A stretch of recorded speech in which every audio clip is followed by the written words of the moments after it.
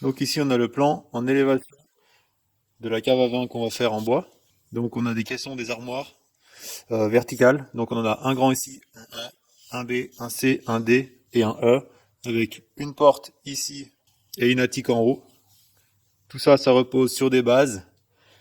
Donc ici on a la vue en plan des caissons A, B, C, la porte. Ici à l'intérieur de la porte on aura une gaine avec un interrupteur ici, un spot encastré au sol, des petites étagères en verre ou en bois à définir pour fermer l'angle. Ici, bon, ça sera une partie vitrée. Coupe verticale AA, BB, qu'on retrouve sur la feuille là. Donc coupe verticale du caisson C, BB, AA. Et on a une autre coupe horizontale CC. Donc on voit les coupes des caissons A, B, C, D, E de la porte. On a toutes les dimensions. Donc reste plus qu'à assembler.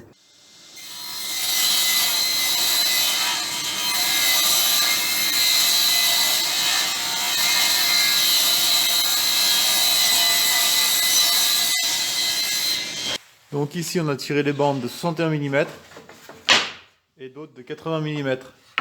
Maintenant on va les débiter, les tronçonner en longueur. Donc on commence toujours par les plus longues et ensuite on finit par les plus courtes.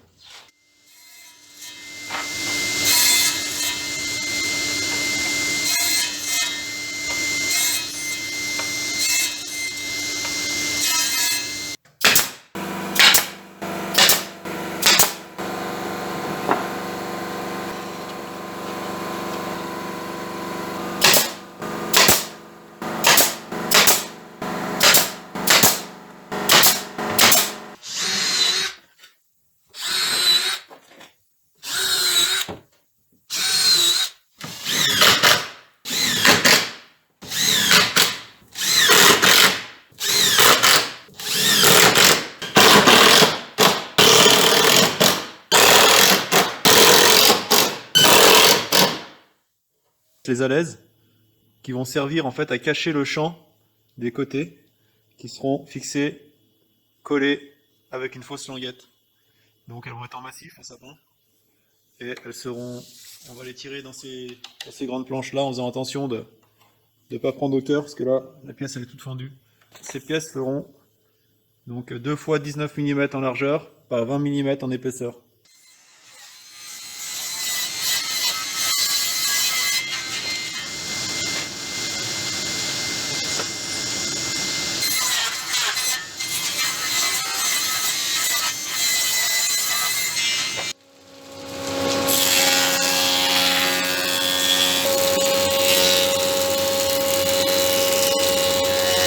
Donc voici l'essai pour la laise des caissons. Donc on fait une référence pour passer toujours les mêmes côtés sur le guide. Donc on a une référence là, donc à l'extérieur. Ensuite ça faut imaginer que c'est le côté du caisson. La laisse qui vient comme ça, avec la fausse languette. Comme ça. Ici. Et la laisse qui vient recouvrir le champ. Voilà. Donc on est parfaitement aligné. Ensuite on fera un petit grain d'orge ici, ici, et puis un petit chanfrein à 45 degrés sur l'extérieur. Voilà, donc il n'y a plus qu'à usiner. Donc ici on va usiner les rainures. Donc ça c'est un dessus-dessous d'un caisson. Donc on va faire tous les dessus-dessous et tous les côtés. Donc uniquement sur le champ pour pouvoir incorporer la fausse languette. Donc on va y faire avec la circulaire, comme ça elle est passée debout. Et ensuite on passera les alaises à plat. Donc ça c'est juste un guide pour bien tenir la planche contre le guide parallèle. Donc il est vissé sur la table, ça bouge pas.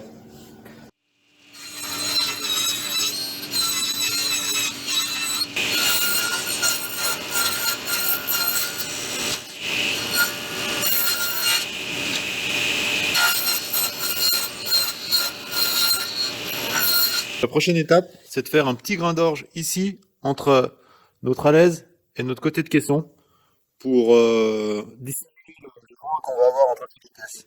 Donc, on va faire un petit chanfrein à 45 degrés sur cette pièce-là, ce qui va nous donner une forme de grain d'orge. Sur l'avant, on fera un autre chanfrein un peu plus prononcé, toujours à 45 degrés. Donc ça, sur les pièces qui seront ici, sur le côté de ce caisson-là, ici, ici, ici, ici, ici. Et toutes les petites traverses qu'on aura, et celles du bas.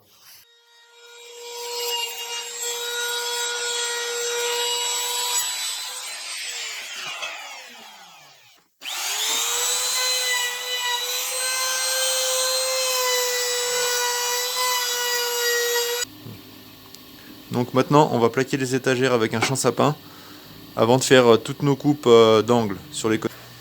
Donc le principe, on rentre la pièce ici, elle ressort là-bas, elle sera plaquée.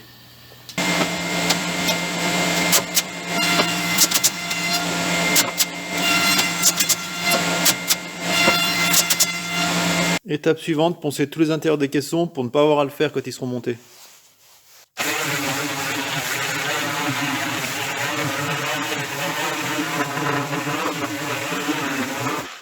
Donc maintenant qu'on a fait l'usinage sur les caissons et qu'on a poncé les champs intérieurs, on va pouvoir commencer le montage. Donc le montage, on va juste pointer avec un petit cloueur les côtés avec les dessus-dessous.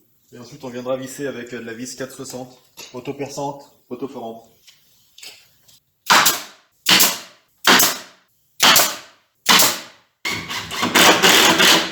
Donc maintenant on va procéder au montage du caisson A et E.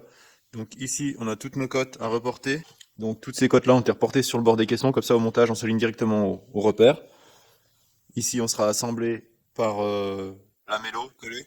Et ici une vis en guêpe. Donc bien partir avec un caisson d'équerre, commencer dans l'angle ici en bas à droite, visser et s'assurer de ne pas faire on va dire la banane en montant le caisson.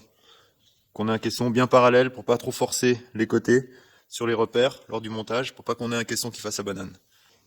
Donc maintenant on va procéder à découper les étagères au milieu. Donc il faut bien faire attention. Celles-là sont 57,7 et celles-là 59,6. Donc en fait on a un décalage de l'épaisseur du panneau de 19 mm. Et entre deux, on a 28 cm de vide. Donc bien faire attention lors de la découpe, parce qu'en fait elles sont plaquées sur un champ. Donc on a un sens droite et gauche.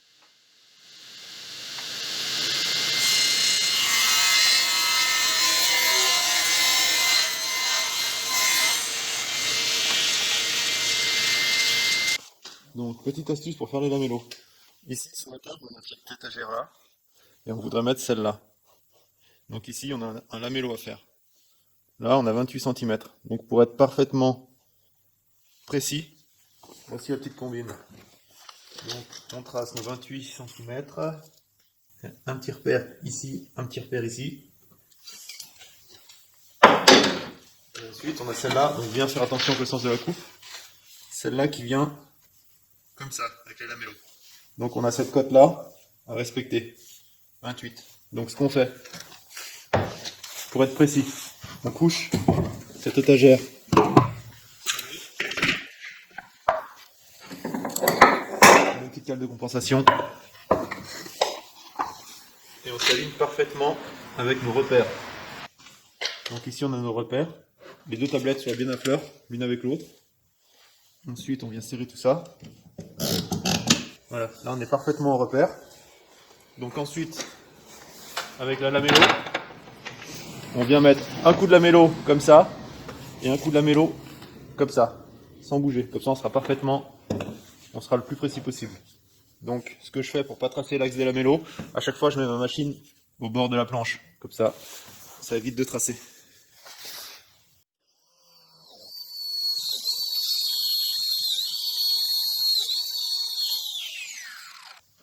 Donc voilà. Ici. Bien à fleur. On contrôle. 28 cm. Donc maintenant je vais usiner toutes les tablettes, les unes après les autres, les poncer et procéder au montage. Donc ici l'équerrage a été pris, la première a été mise, donc on est parfaitement d'équerre. On peut commencer à assembler.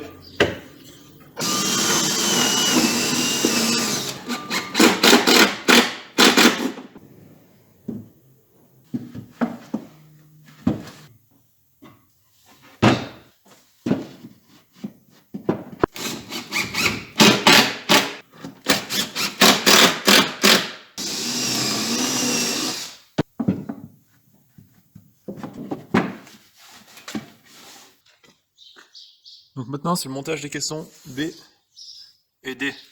Donc on va commencer par le bas. On a 23 cm de vide. Donc j'ai fait des entretoises de 23 cm et on empile les étagères. Et en haut, une répartition moitié-moitié pour les croisillons.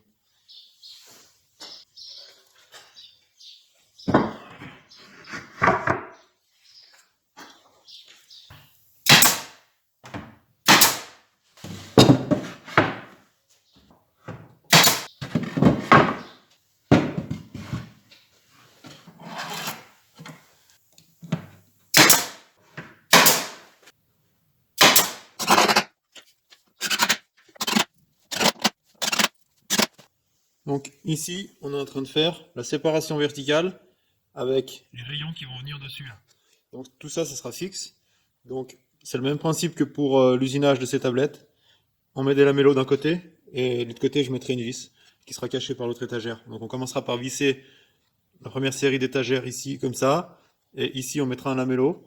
On serrera tout ça et ensuite, ça sera vissé sur l'extérieur des caissons de chaque côté.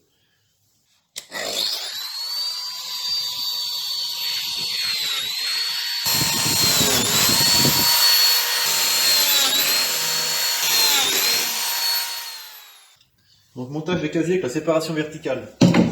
Donc les trains ont été reportés de l'autre côté, donc on aligne bien avec l'autre tablette pour être bien en face et bien contrôler qu'on soit aussi dans l'alignement des autres traverses, des autres rayons qui vont être sur les autres caissons.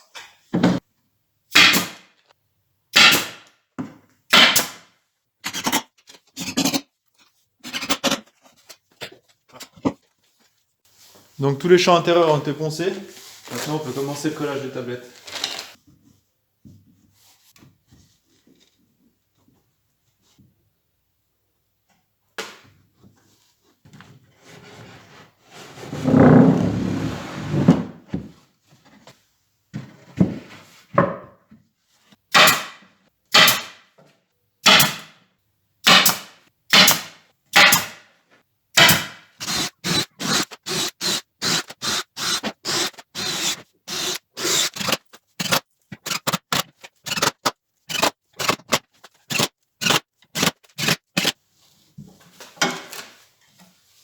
Donc maintenant, on va faire la pièce arrondie qui est sur le caisson B et D. Donc il suffit juste de se faire un grand compas. Donc en rayon, on a 115 cm. On met deux vis. Cette vis-là, elle dépasse légèrement. Donc on vérifie bien qu'on passe par le centre et au bord à 12 cm de chaque côté. Et ensuite, il suffit juste de rayer comme ça le bois.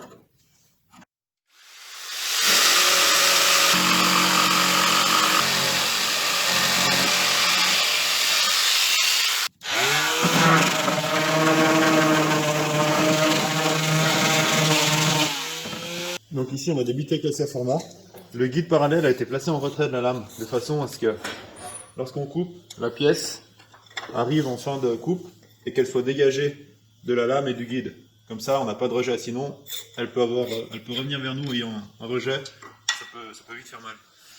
Donc, si le guide avait été comme ça, par exemple, et que je coupe, là, ça serait retrouvé coincé entre le guide et la lame, et là, c'est sûr qu'il y aurait eu un rejet.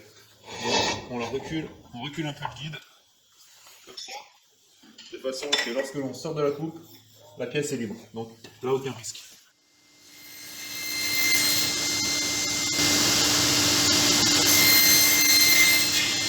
Donc maintenant, sur le caisson C, on va assembler les séparations verticales avec l'étagère du bas. Donc, après avoir tracé tous les axes, en fait, je trace à droite de ma séparation verticale, c'est-à-dire la séparation verticale elle va venir comme ça. Donc là, je suis à l'axe. Je trace juste le côté droit, et ensuite je les couche comme ça pour faire mes lamellos. Bien sur les repères, une petite presse. Et on fait les deux lamellos d'un coup.